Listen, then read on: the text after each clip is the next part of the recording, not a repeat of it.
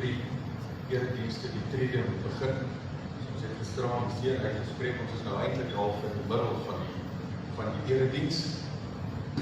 En dan Sondag die laaste deel van die erediens.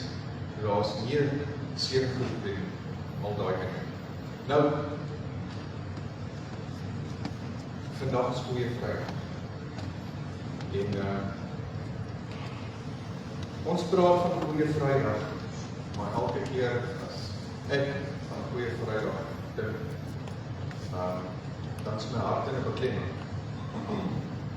Om te dink wat alles daardie dag histories sou gebeur. Nou, gisterand het ons gepraat oor die gebeure wat plaasgevind het die donderdag. En eintlik op die donderdag het daar 'n groot ontmoet gebeur. Jesus het die disippels se voete gewas, nagmaal ingestel, ons hulle Getsemane toe, daar gebid, en uiteindelik is hy toe nou daar in hegtenis geneem, en deur die nag is hy verhoor. En het ons ook gesê dat dit moes vir hom verskriklik erg gewees, want hy was volledig mens toe dit gebeur. En nou vandag het sy grootste vrese as mens werklikheid geword. Hy sy finaal oorgegee en het hom op Golgotha gekruisig, nadat hy hom so geslaan het, dat hy amper Josefus sy tekste beskryf, dat hy amper onmiskenbaar as mens was, nie net sy identiteit as mens. En het hy self die kruis gedra, Golgotha, ten aanskouer van die gepepel, wat op die Sondag voor dit, met palmtakke en toejuiging verwelkom het in Jerusalem. Dis dieselfde gepepel, wat op ons spoeg, klippe, en enigiets wat in die hare kon kry, gooi, vloek en uitgeskel het, en uiteindelik hang hy nou daar, aan die kruis. En hierdie week het ons stilgestaan by die 7 kruiswoorde, en vanaand is die 6de van die kruiswoorde, en dit is nou hande. En by die tekst, Vader in die hande geef my geestwoord. En terwyl hy daar hierdie 7 kruiswoorde spreek, is dit eintlik oorwinningskrete, so hartseer soos wat dit is. En uiteindelik sterf hy vanaand aan die kruis. Nou, die liturgie gaan so werk, daar is 'n ritueel heel aan die einde van die erediens, wanneer die liturgiese ruimte gestroop gaan word. Ek wil vra dat julle sal bly sit terwyl dit gebeur. Dit beteken dat ons letterlik alles uitvat, alles donker maak, en dan word die laaste kers van die lydingskraans, lydingskers, word dan doodgeblaas, en dan in die donkerte en die stilte stap ons uit. Om by ons ook die ervaring te skep, dat alles is doodstil en donker.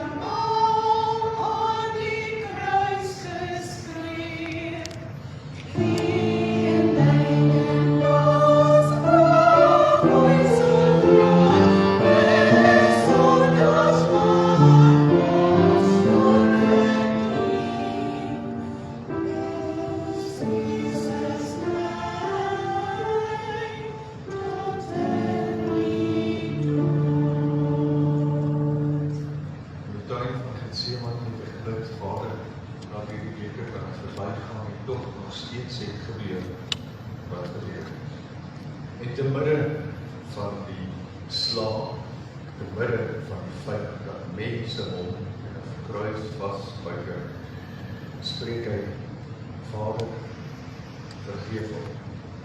Wat hulle weet, wat hulle doen.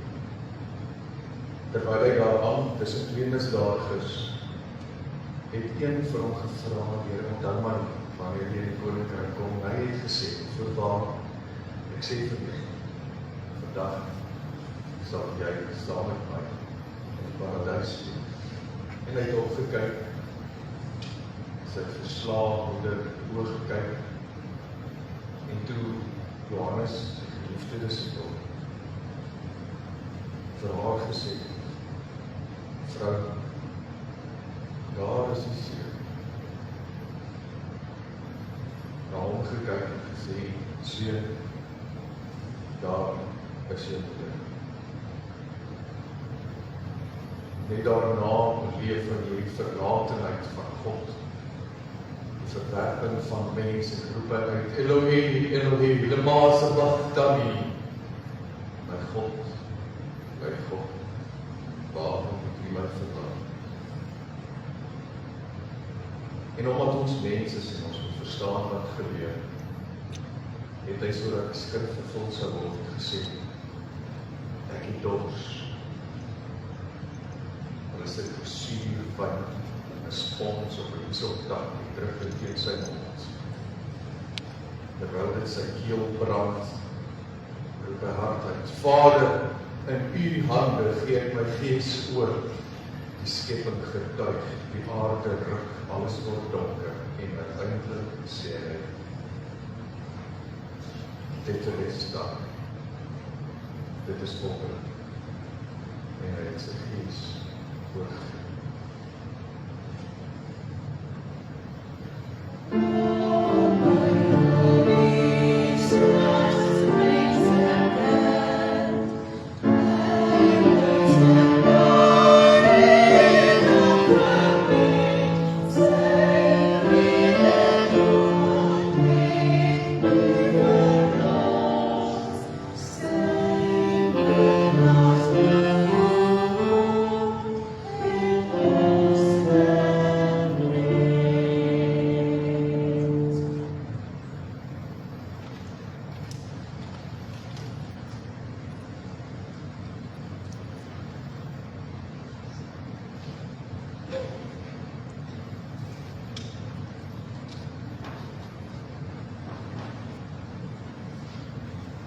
Golgotha, met rooi, gewonde voete en die pyn van dorings wat sy hoof in spot omsluit. Het hy gelaaf met mirre, bitter wyn teen Golgotha, sy droewe liggaam gespuit. Soldate het sy klere uitgetrek en luid getoes oor kleed en lendedoek, sy naakte liggaam met 'n oop gevlek, oor stam en balk, en dit met smaad vervloek. Die vrede spykers word deur vlees en been met felle slae ingejaag, sy hande verstrak in laaste goddelike seën het hy wyd uitgebrei oor alle lande. Vroue roep in duisternis en treur. Die aarde leef. Die tempel voor hom skeur.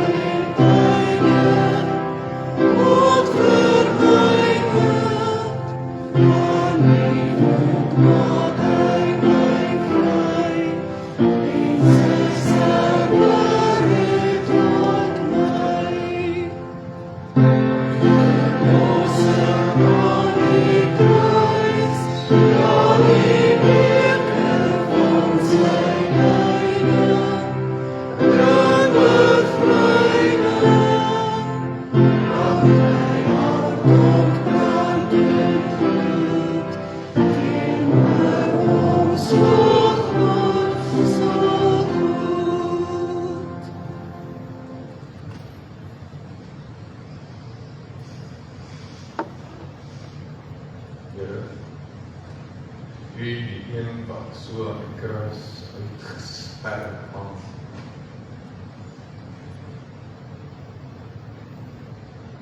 Niks meer om te gee as mens. Bloed wat druk. Here, U te midde van dit. Te midde van dit.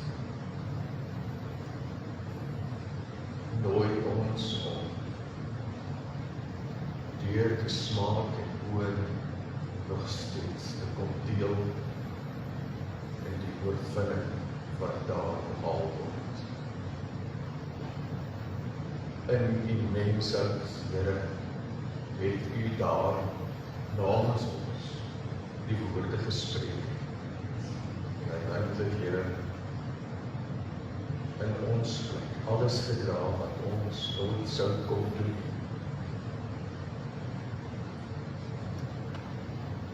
Dit erken ons juis vandag. Goeie Vrydag.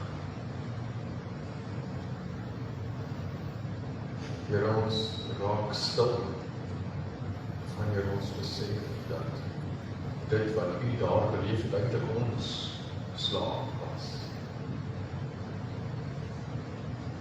En daarom kan ons nie anders nie as om te verlang na U.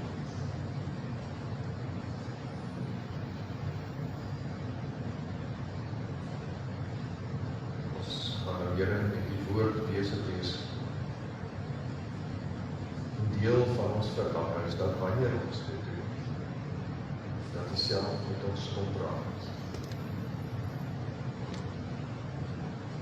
Daarom, soos wat U aan die kruis gedoen het, nou met ons harte ook, ons spreek, Here, ons luister. Amen.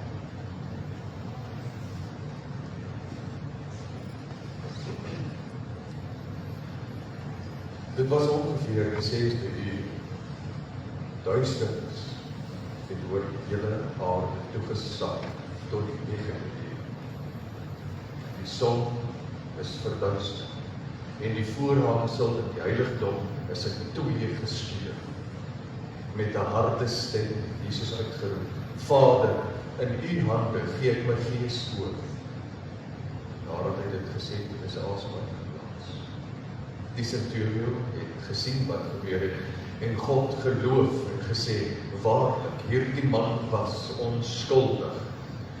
Die hele skare wat vir hierdie skouspel daar gekom, gesien het wat gebeur, het teruggegaan, terwyl hulle op hulle bors slaap. Al sy kennisse, en ook die vroue wat hom van Galilea af gevolg het op 'n afstand bly staan en hierdie dinge gesien.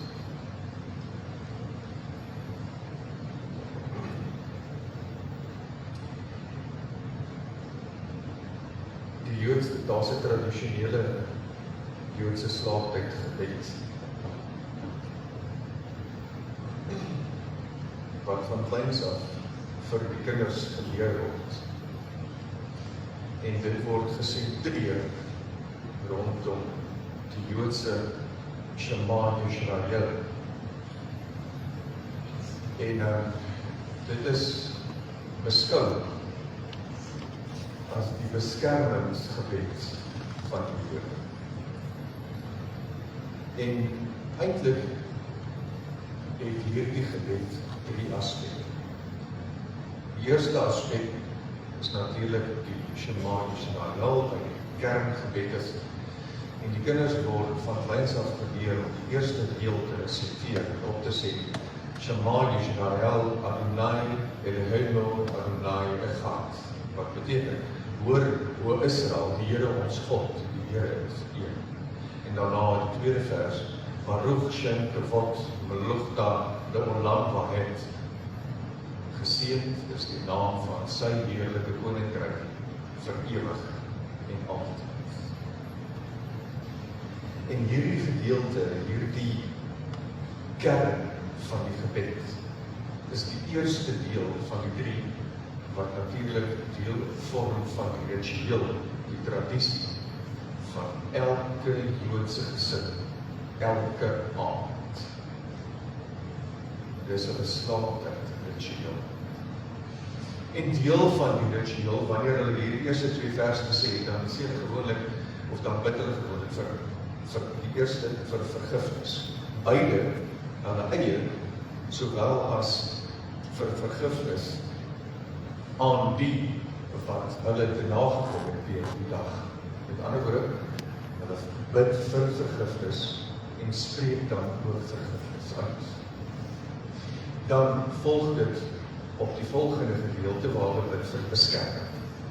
En hierdie beskerming is beide van God se kant af om hulle te beskerm terwyl hulle slaap, sowel as die beskerming teen slegte neigings. Met ander woorde, dat hulle beskerm word daarteen dat hulle slegte neigings sal doen die volgende oggend wanneer hulle opstaan. En dan gewoonlik op 'n Vrydag aand, Jesus is gekruisig op 'n Vrydag aand. Dan wat die ouers gewoonlik doen is dan leer hulle hande oor hulle kinders. Wanneer hulle dag sê, dan spreek hulle oor hulle die bekende Numeri 26 priesterlike seën oor hulle uit. Die Here sal jou seën en jou beskerm, hy sal jou gebede verhoor, julle ken daarin. En spreek hulle dit oor hulle kinders.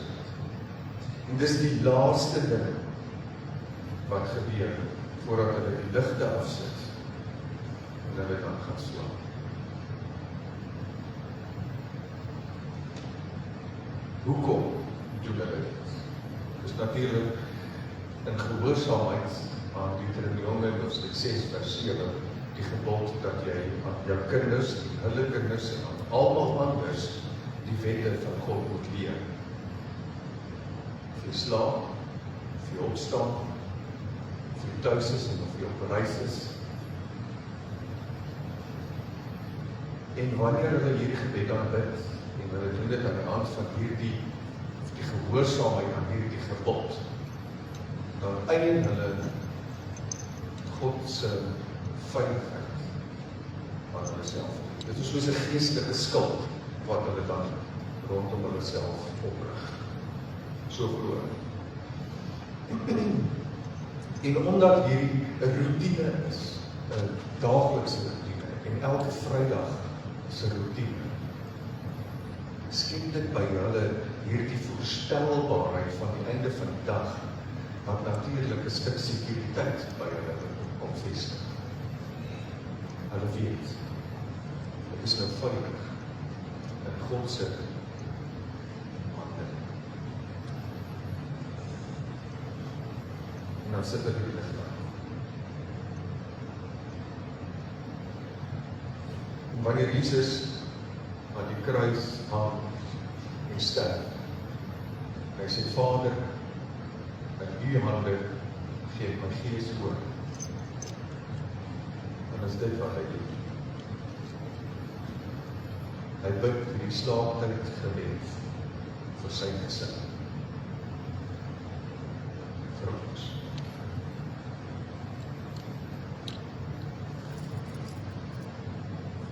Hande aan die kruis vasgespijker.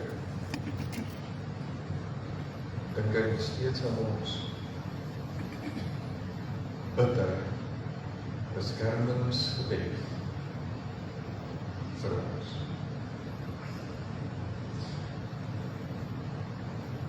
In my huis gebeur dit, wanneer ons gaan slaap, meeste van die aande, hoewel dit nou minder gebeur, omdat sy nog groter word.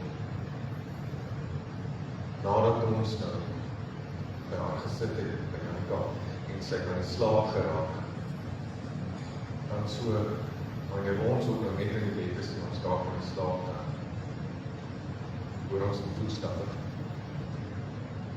dan kruip sy so tussen my na haar, en kom slaap sy daar verder.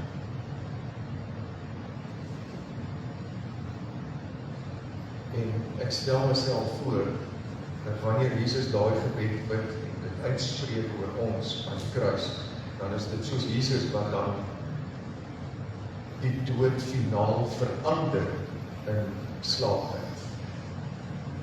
Want wanneer die kinders wat by hulle ouers wakker word, die volgende oggend, word hulle wakker op 'n beter plek tussen hulle ouers. Nie alleen nie.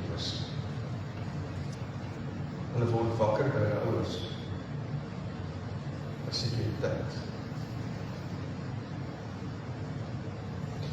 So wanneer Jesus hierdie beskermingsgebed bid daar die aand, en daai skild rondom ons oprig, en die dood finaal verander in slaaptyd, dan is dit 'n bevestiging dat ons veilig is in God se hande. En wanneer ons wakker word, op 'n beter plek wakker word. En daarom, vriende, kan ek vanaand vir jou sê, jou lewe is nie sinloos. Allerminst, Jesus het die moeite gedoen om vir jou lewe te spreek, die beskermingsgebed te bid, terwyl hy sy laaste asem uitblaas, juis omdat hy soveel waarde aan jou lewe heg. Jou lewe is nie sinvol of sinloos. Jou mislukkings is nie fataal nie, dit was vir Jesus. Is nie vir jou.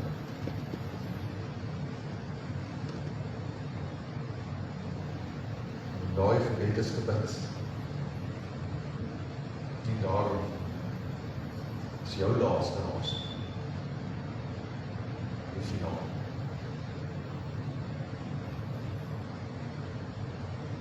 As jy op sosiale media lees die dag, Dominee Riedolf is dood. Moet dit nie glo nie. Want dan leef ek vir die eerste keer ver.